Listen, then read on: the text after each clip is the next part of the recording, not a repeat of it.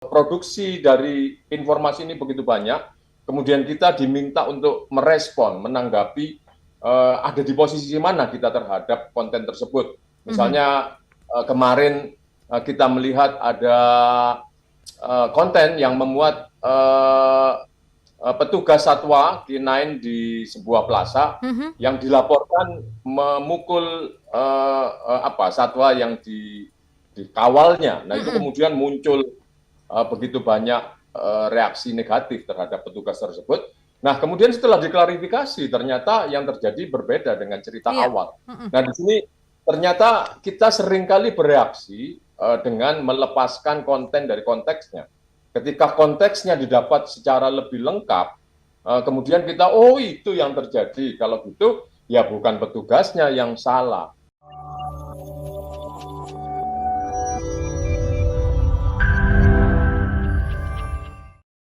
Ini ada tanggapan dari sahabat Sonora namanya Pak Syarif nih. Pak Syarif berkomentarnya seperti ini. Dalam bermedia sosial, orang-orang tidak lagi mengindahkan rasa kemanusiaan sehingga lebih banyak terlihat yang buruk daripada yang baik. Tanggapannya Pak Firman?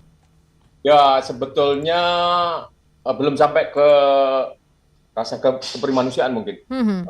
Kalau kita lihat seringkali orang bermedia sosial itu melepaskan konten dari konteksnya. Jadi itu tadi produksi dari informasi ini begitu banyak, kemudian kita diminta untuk merespon, menanggapi ada di posisi mana kita terhadap konten tersebut. Misalnya kemarin kita melihat ada konten yang memuat petugas satwa K9 di sebuah plaza yang dilaporkan memukul satwa yang dikawalnya. Nah, itu kemudian muncul begitu banyak reaksi negatif terhadap petugas tersebut.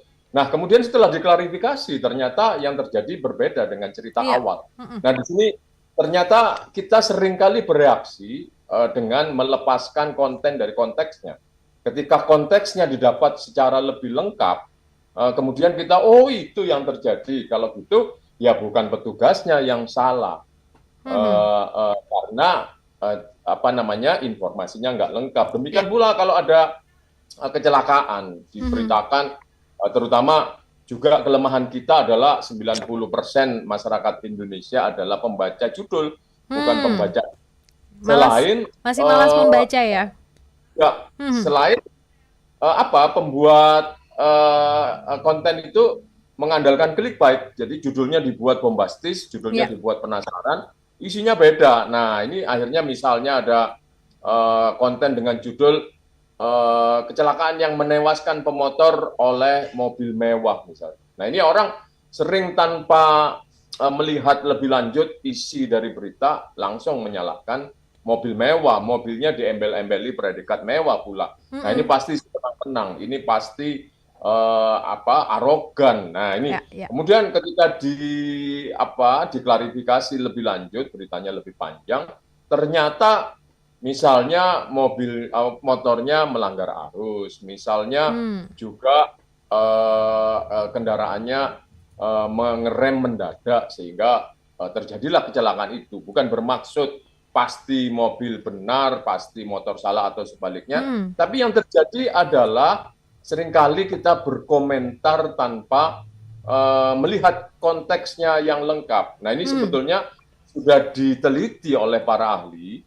Media sosial ini kalau Mbak lihat followernya Mbak ini sendiri, walaupun itu adalah orang dekat, tapi kalau dilihat dari range sosial ekonomi statusnya itu sangat berbeda, mulai dari yang berpendidikan tinggi sampai tidak berpendidikan, mulai yang berusia muda sampai yang dewasa. Nah, terhadap follower yang begitu beragam, tetapi kalau kita membuat konten kan tidak pernah kita pilih-pilih tuh.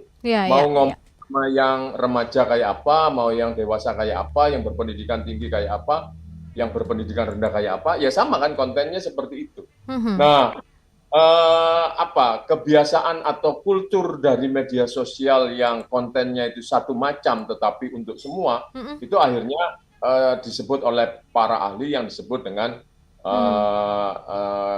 collapse of content, collapse of context.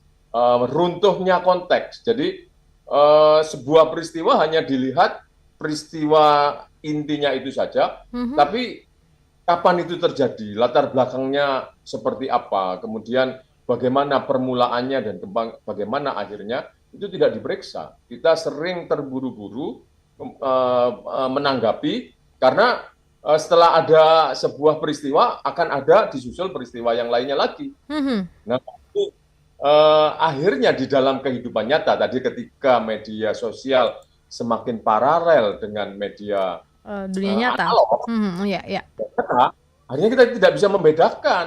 Jadi kebiasaan kita terhadap cerita yang terjadi di dunia nyata yang kita konsumsi, mendengar teman yang bercerita secara langsung, itu pun responnya akan terburu-buru. Jadi akhirnya kita ini berkembang akibat media sosial yang sudah bercokol di dunia ini mulai sekitar tahun 2000 awal, sampai hari ini sudah 20 tahun lebih, itu membentuk mental kita menjadi masyarakat tanpa konteks. Jadi melihat peristiwa itu, ya yang besarnya saja gitu kan.